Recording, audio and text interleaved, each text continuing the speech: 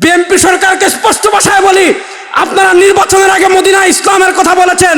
আমরা জানতে চাই, বাংলাদেশের শেখ হাসিনার আমলেও যে দুঃসাহস করা হয় নাই, দুই ট্রান্সজেন্ডার নারী যারা আগে পুরুষ ছিল নারী পরিচয়ে বাংলাদেশে তাদের বিবাহ হয়, এই ধরনের ট্রান্সজেন্ডারের বিবাহ বাংলাদেশে আমরা আর দেখতে চাই না। আমাদের মুরব্বীরা আছেন, আমরা স্পষ্ট ভাষায় বলছি, যদি ট্রান্সজেন্ডার ফিতনাকে সমকামিতাকে বাংলাদেশে প্রমোট করার চেষ্টা করা হয়, আমরা আমাদের সর্বোচ্চ দিয়ে এই ব্যক্তিগত ট্রান্সজেন্ডারকে প্রতিরোধ করবই করবো ইনশাআল্লাহ। বাংলাদেশে অতীতে যত উগ্রবাদী সংগঠন ছিল সবকে এক পাল্লায় তুললে এর চেয়ে ডাবল উগ্রবাদী সংগঠন হলো হিজবুত তাওহীদ।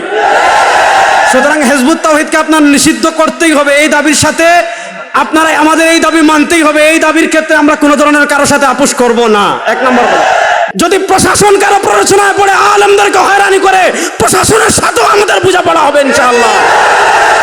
সেটা হলো, বাংলাদেশে যদি অনেক সংগঠনকে উগ্রবাদিতার কারণে নিষিদ্ধ করা হয়, তাহলে আমরা প্রশাসনকে বিনয়ের সাথে বলবো, আপনারা যদি হিজবুত তাওহীদ যে উগ্রবাদী সংগঠন, এটা বুঝতে যদি আপনাদের অসুবিধা হয়, আমাদের সাথে আপনারা বসেন। আমরা ইনশাআল্লাহ হিজবুত তাওহীদের কিতাব খুলে খুলে আপনাদেরকে দেখাবো। বাংলাদেশে অতীতে যত উগ্রবাদী সংগঠন ছিল সবকে এক পাল্লায় তুললে এর চেয়ে ডাবল উগ্রবাদী সংগঠন হলো হিজবুত তাওহীদ। সুতরাং হিজবুত তাওহীদকে আপনার নিষিদ্ধ করতেই হবে। এই দাবির সাথে আপনারা আমাদের এই দাবি মানতেই হবে। এই দাবির ক্ষেত্রে আমরা কোনো ধরনের কারোর সাথে আপোষ করব না। এক নম্বর। দুই নম্বর, প্রশাসনকে আমি একটা কথা বলবো, হিজবুত তাওহীদ বিভিন্ন মহল্লায় আমরা যেটা দেখেছি, উলামায়ে কেরাম হিজবুত তাওহীদের বিরুদ্ধে যখন বক্তৃতা করেন, হিজবুত তাওহীদের কুফরি আকীদা নিয়ে বক্তৃতা করেন, তখন হিজবুত তাওহীদ যে কাজটা করে, প্রশাসনকে টাকা দিয়ে কিনে থানায় মামলা করে স্থানীয় আলেমদেরকে তারা কি করে, স্থানীয় আলেমদেরকে তারা হয়রানি করে। আজকে বাংলাদেশের আমাদের সকল নেতৃবৃন্দ এখানে উপস্থিত আছেন। সকল নেতৃবৃন্দের উপস্থিতিতে আমি দীপ্ত কণ্ঠে বলতে চাই, মসজিদের মিম্বর এটা হলো আমানত। এখানে হিজবুত তাওহীদের বিরুদ্ধে বক্তৃতা হবে, কাদিয়ানীদের বিরুদ্ধে বক্তৃতা হবে, সাহাবী বিদ্বেষী নবী বিদ্বেষী যারা নবীদের সমালোচনা করে, সাহাবীদের সমালোচনা করে, তাদের ইলমি খণ্ডন করা হবে। যদি প্রশাসন কারো প্ররোচনায় পড়ে আলেমদেরকে হয়রানি করে, প্রশাসনের সাথেও আমাদের বোঝাপড়া হবে ইনশাআল্লাহ। শেষ আরেকটা কথা বলি, শুনেন, একটা কথা বলে বক্তৃতা শেষ করছি। বাংলাদেশ এটা 92% মুসলমানের দেশ। এখানে পশ্চিমা বিকৃত সংস্কৃতি ট্রান্সজেন্ডারকে জেন্ডার শব্দ দিয়ে আমদানি করার চেষ্টা আমরা দেখতে পাচ্ছি। বিএনপি সরকারকে স্পষ্ট ভাষায় বলি, আপনারা নির্বাচনের আগে মদিনা ইসলামের কথা বলেছেন। আমরা জানতে চাই, বাংলাদেশের শেখ হাসিনার আমলেও যে দুঃসাহস করা হয় নাই, দুই ট্রান্সজেন্ডার নারী যারা আগে পুরুষ ছিল নারী পরিচয়ে বাংলাদেশে তাদের বিবাহ হয়, এই ধরনের ট্রান্সজেন্ডারের বিবাহ বাংলাদেশে আমরা আর দেখতে চাই না। আমাদের মুরব্বীরা আছেন, আমরা স্পষ্ট ভাষায় বলছি, যদি ট্রান্সজেন্ডার ফিতনাকে সমকামিতাকে বাংলাদেশে প্রমোট করার চেষ্টা করা হয়, আমরা আমাদের সর্বোচ্চ দিয়ে এই ব্যক্তিগত ট্রান্সজেন্ডারকে প্রতিরোধ করবই করবো ইনশাআল্লাহ। আসসালামু আলাইকুম ওয়া রাহমাতুল্লাহ।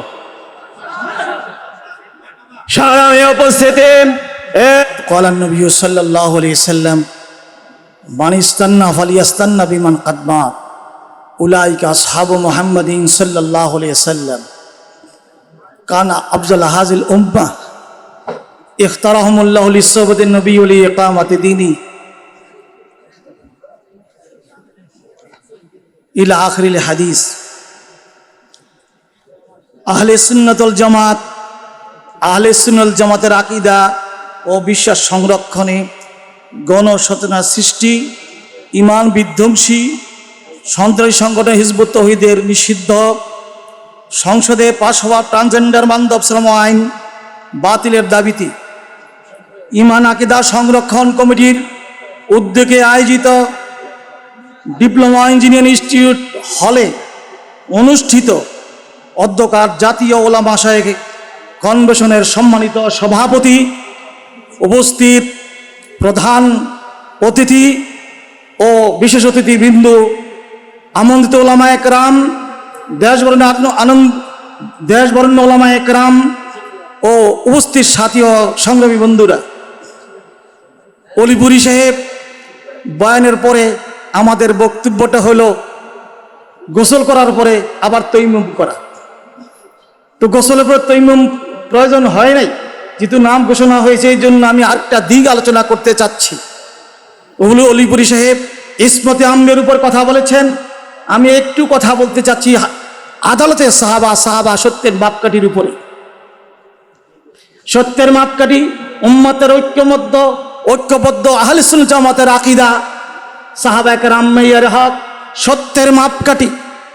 23 বছর জিন্দেগিতে রাসূল আকরাম সাল্লাল্লাহু আলাইহি সাল্লাম 1.5 লক্ষ সাহাবা একরামদেরকে রাসূলের আদর্শবান বানিয়ে দুনিয়া থেকে বিদায় নিয়েছেন। এই সাহাবাদের ভিতরে উম্মতের মাঝে সর্বশ্রেষ্ঠ উম্মত আবু বকর সিদ্দিক রাদিয়াল্লাহু তাআলা আনহু। দ্বিতীয় নম্বর সর্বশ্রেষ্ঠ ওমর রাদিয়াল্লাহু তাআলা আনহু। তৃতীয় নম্বর সর্বশ্রেষ্ঠ হল হযরত উসমান বিন নুরাইন রাদিয়াল্লাহু তাআলা আনহু। চতুর্থ নম্বর সর্বশ্রেষ্ঠ হল হযরত আলী রাদিয়াল্লাহু তাআলা আনহু সহ অসংখ্য সাহাবায়ে কেরাম। দুনিয়া থাকতে সাহাবায়ে কেরাম ব্যস্ত সুসংবাদ পেয়েছেন। রাসূল করিম সাল্লাল্লাহু আলাইহি সাল্লাম বলেছেন, আলাইকুম বিসুন্নতি ওয়া সুন্নাতিল খুলাফায়ে রাশিদিন মাহদিয়্যিন, তোমরা আমার সুন্নতকে আঁকড়ে ধরবে, আমার পরবর্তী আমার সাহাবা তা খোলাফায়ে রাশিদিন সুন্নতকে আঁকড়ে ধরবে। ওয়াজু আলাইহা বিন নওয়াজিজ। কোরআনে আল্লাহ পাক রব্বুল আলামিন নবীদের সাহাবা সম্পর্কে বলেছেন, আমিনু কামা আমানান নাস।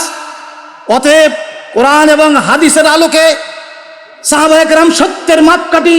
এটা আহলে সুন্নাতুল জামাতের এই আকীদা এবং বিশ্বাস। মোদী সাহেব যে ভ্রান্ত নীতিগুলা করেছেন, এর মধ্যে মৌলিক ভ্রান্ত একটা নীতি হলো সাহাবা সত্যের মাপকাঠি নয়। যারা সাহাবায়ে কেরামকে সত্যের মাপকাঠি মানতে পারে না, তাদেরকেও জাতি কোনো কিছুতেই ইমাম মানতে পারে না, নেতা মানতে পারে না। এই জন্য জামাতের নেতৃত্বে কোনো ঐক্য হতে পারে না। এই আহ্বান জানিয়ে আমি আমার বক্তব্য শেষ করছি। অমালাইনা ইল্লাল বালা।